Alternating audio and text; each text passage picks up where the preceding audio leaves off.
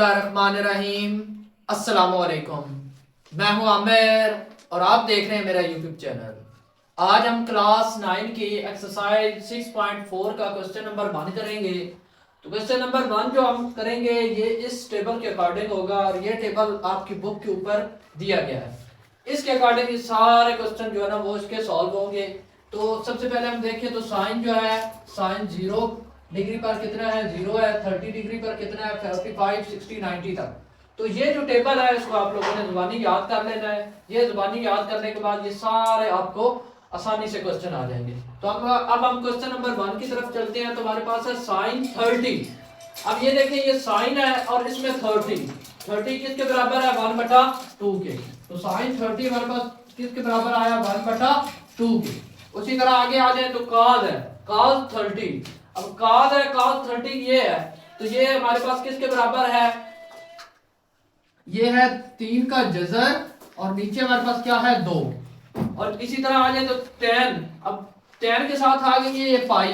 अब पाई को खत्म करने के लिए हम क्या करेंगे, इसको मल्टीप्लाई करेंगे 180 बटा पाई से।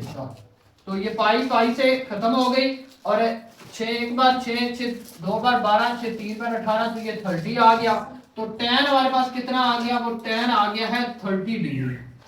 अब tan 30 डिग्री देखें तो tan ये है और इसमें 30 कितना है, 1/, तो इसमें है 1/3 की आ गई जगह। अब ये इसको ना खत्म करना होता है। इसको खत्म करने के लिए हम क्या करेंगे, जो हमने प्रीवियस अपने जो सबसे पहले एक्सरसाइज थी उनके अंदर हमने ये इसको करते रहे हैं। 1/3 मल्टीप्लाई, जो नीचे वाली रकम होती है उसको 2 दफा आगे मल्टीप्लाई कर देते हैं।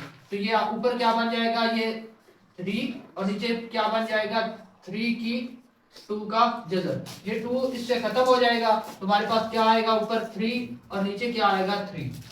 ऊपर 3 का जज़र है और नीचे 3 आ जाएगा। ये हमारा आंसर है। अब क्वेश्चन नंबर 4 की तरफ चलते हैं। तो यहाँ पर है tan 60। ये tan है और इसका ये 60 वाला टेबल है और इसके अंदर ये इसके बराबर है ये 3 के जज़र के। अब है secant 60। secant 60 cos के उल्ट होता है। तो अब देखें तो cos 60 ये है 1/2। तो secant 60 क्या हो जाएगा, 2/1 और इज इक्वल, इसको 2 भी लिख सकते हैं जस्ट, ठीक है। उसके बाद है cos।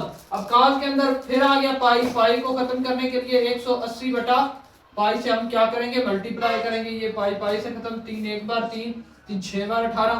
तो cos हमारे पास कितना आ जाएगा, cos हमारे पास आ जाएगा 60। अब cos 60 में देखें तो cos 60 ये है, तो ये आता है 1/2। तो cos 60 किसके बराबर होता है, 1/2 के।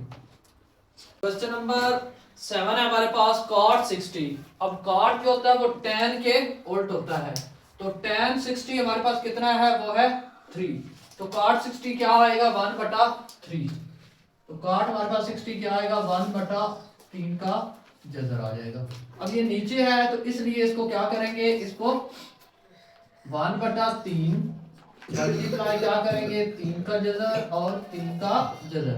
अब ऊपर वाले से मल्टीप्लाई हुआ तो 3 आ गया और नीचे क्या आ गया, 3 का 2 का जज़र। ये 2 इस जज़र से खत्म हो गया तो हमारे पास क्या आ गया, 3 का जज़र और नीचे क्या आ गया, 3 आ गया। साइन 60।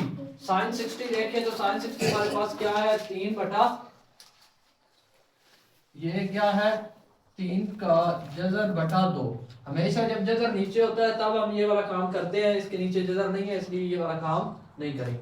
उसके बाद सीकेंड जो होता है वो किसके होता है, वो cos के उल्ट होता है। तो सीकेंड 30, ये cos 30 है 3/2। अब सीकेंड 30 हो जाएगा 2/3 का जज़र।